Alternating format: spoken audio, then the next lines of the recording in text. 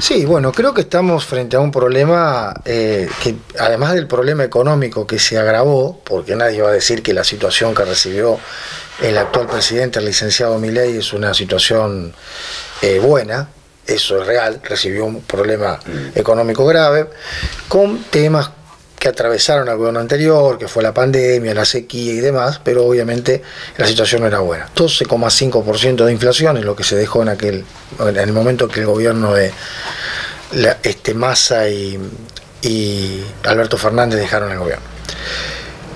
Pero obvio, las medidas que tomó el presidente agravó la situación.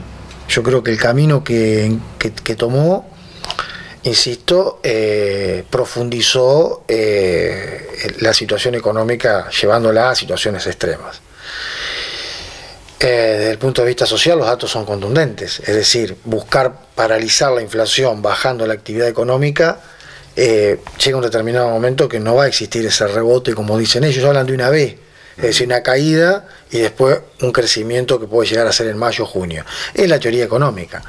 Bueno, pero si vos no tenés una V, podés llegar a tener una L, o sea, caída con esta inflación.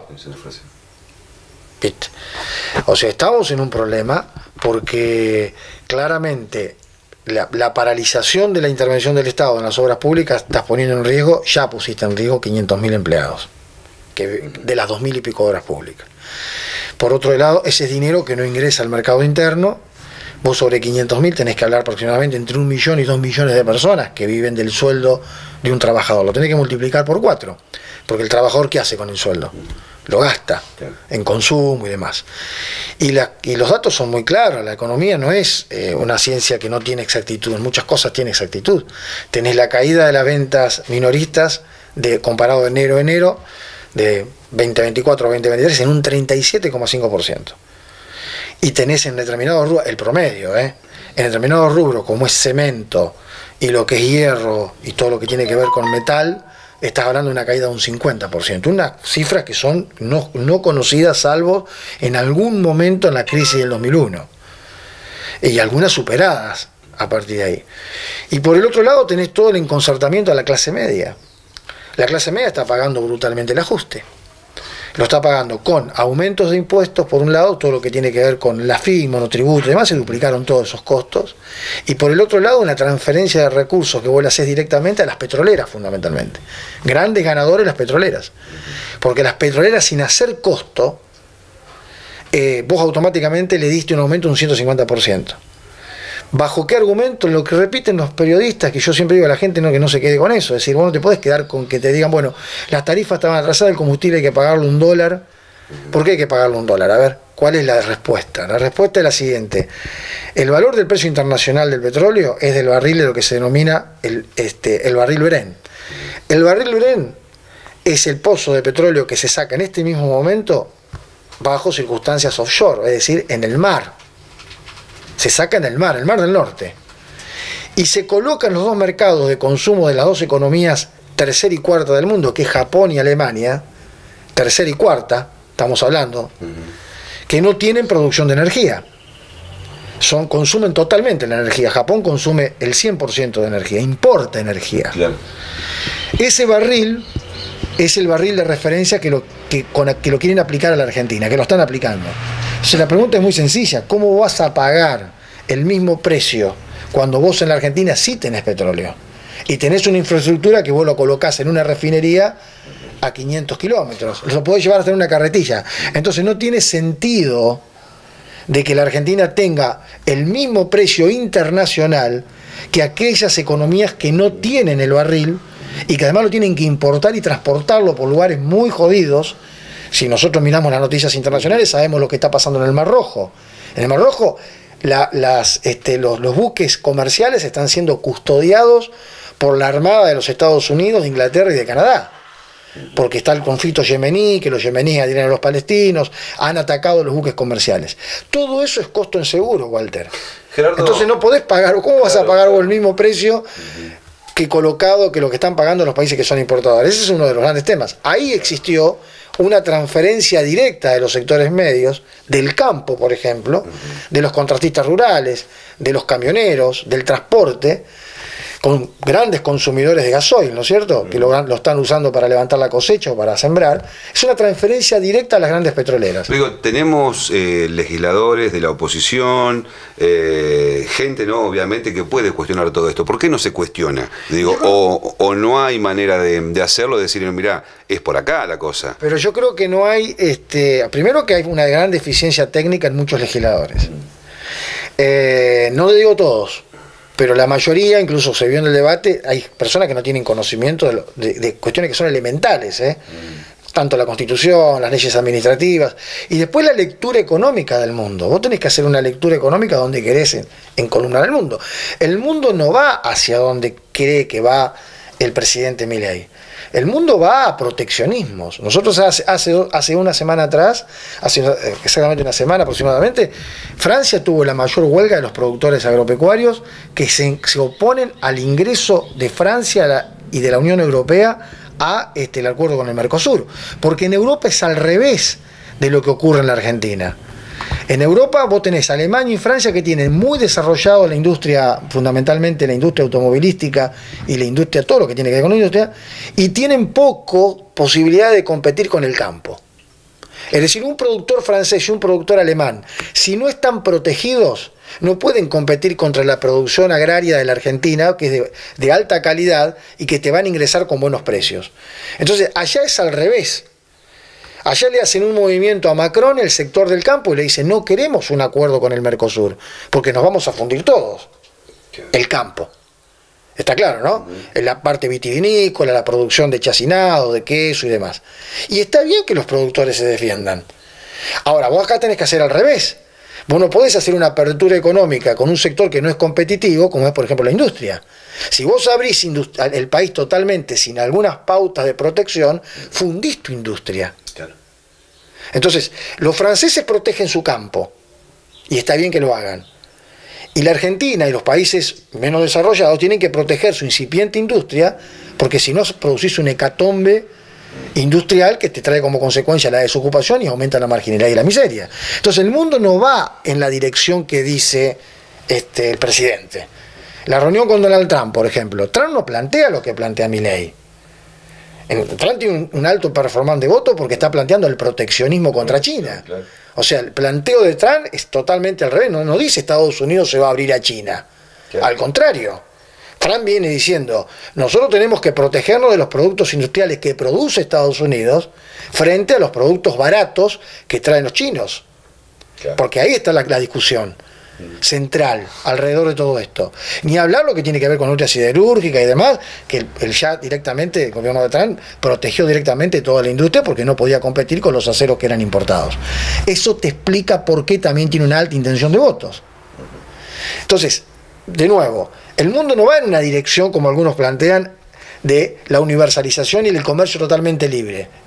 El mundo se está protegiendo. Y vos no podés, con una economía debilitada como la Argentina, exponerte al mundo y poner en riesgo las incipientes pymes que tiene la Argentina.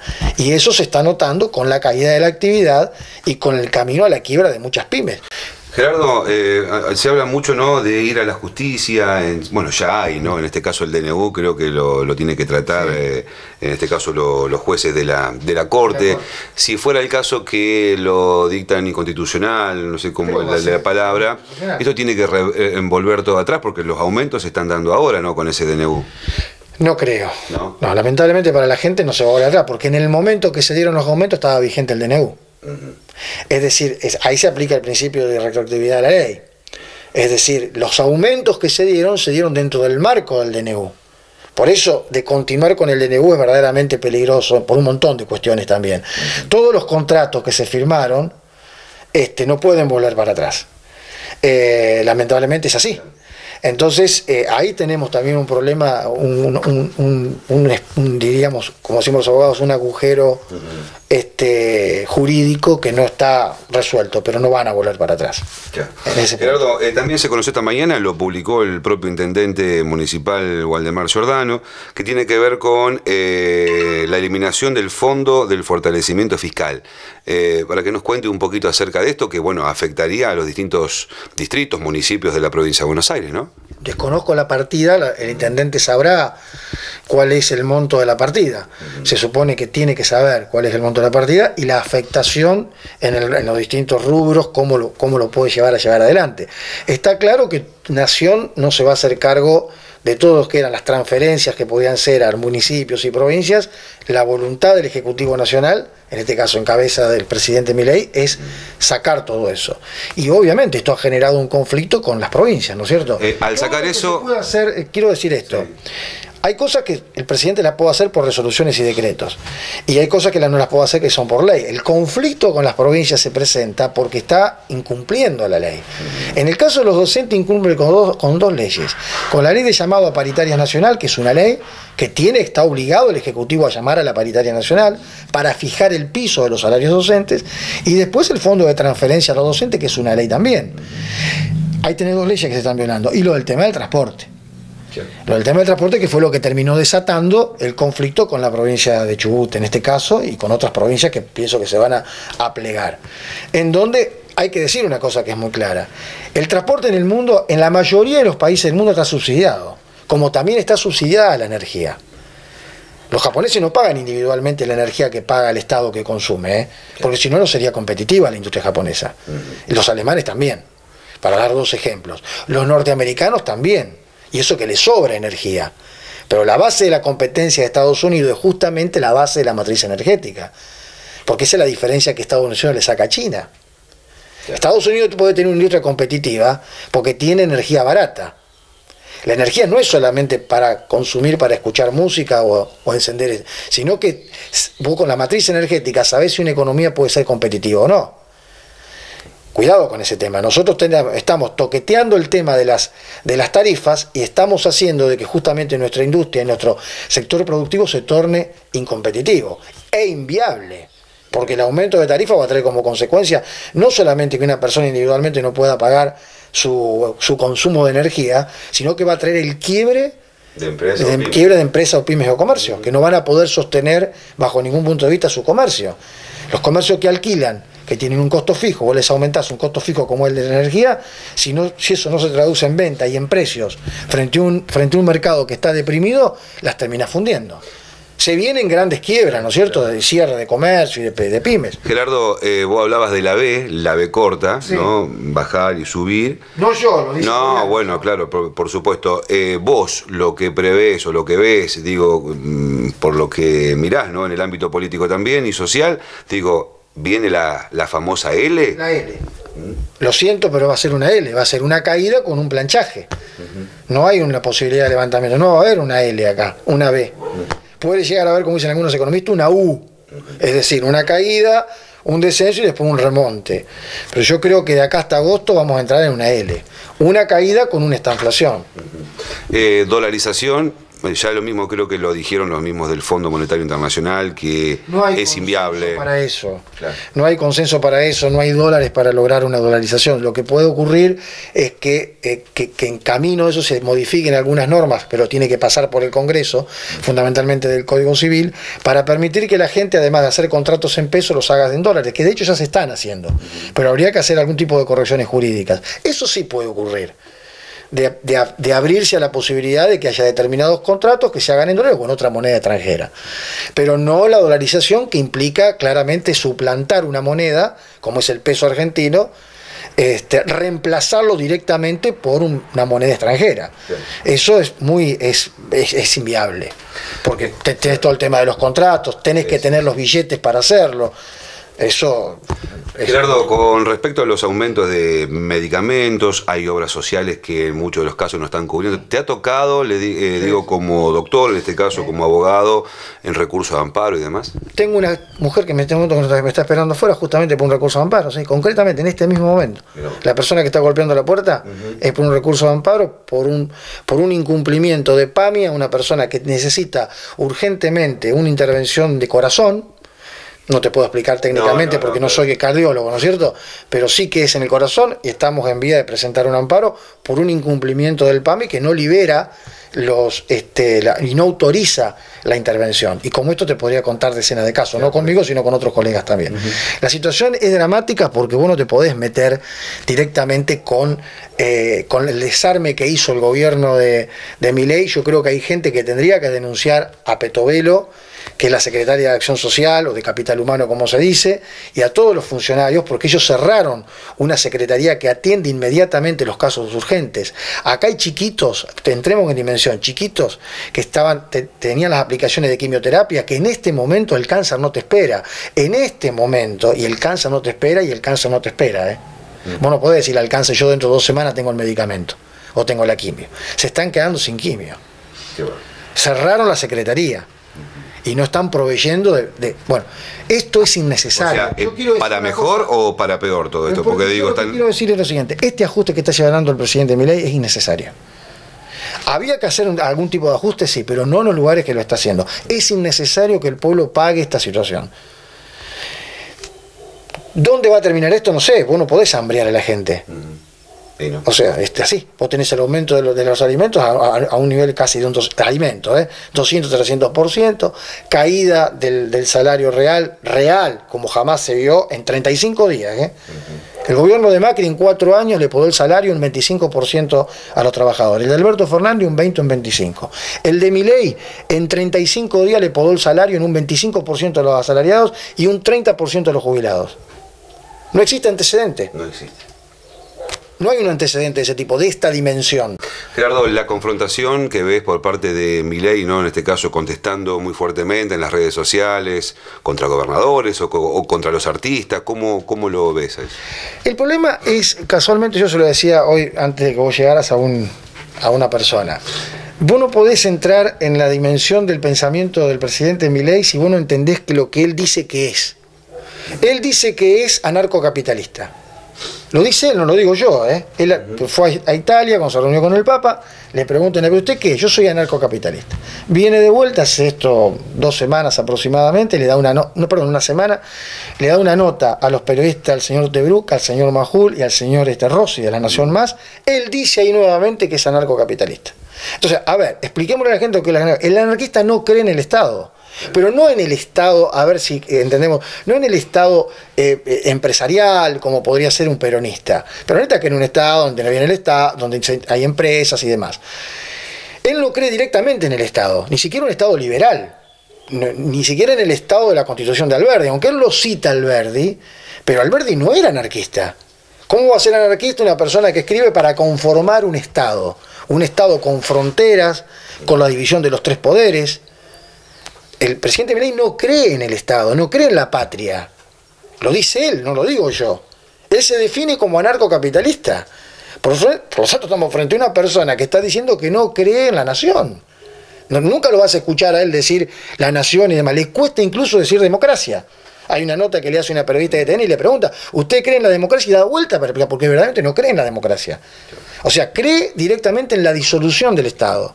Entonces, por eso yo creo que el nivel de enfrentamiento que él tiene con los gobernadores y con los diputados y demás va en una dirección en donde en la concepción de la cabeza de un anarquista es justamente la disolución del Estado. Y esto es lo que la clase política tiene que recoger el guante, no el peronismo, que el peronismo está en la oposición. Los liberales que creen en el Estado chico, si vos querés, sin empresas, si vos querés, sin intervención en la economía, pero un Estado que tiene la conformación del poder físico, del poder de la fuerza física legítima que tiene que tener un Estado, con asegurar la justicia, asegurar la salud y asegurar la educación. Ese Estado, si vos querés, chico liberal, típico como lo definió Alberdi en la Constitución de 1853. Esto es un mensaje para los propios liberales. Porque el presidente le está diciendo que él no cree en el Estado y que todo el trabajo de él va a ser para disolver el Estado. Entonces, si vos tenés un presidente que está administrando y que no cree en lo que está administrando, estás en un problema jurídico. Yo creo que acá la sombra del juicio político empieza a aparecer, pero en mi opinión, la pregunta que hay que hacerle al presidente a través de una interpelación, que el Congreso puede interpelarlo, y hacerle una sola pregunta. La primera pregunta y es la única pregunta. Si él es anarquista. Si él es anarquista, estamos en un problema.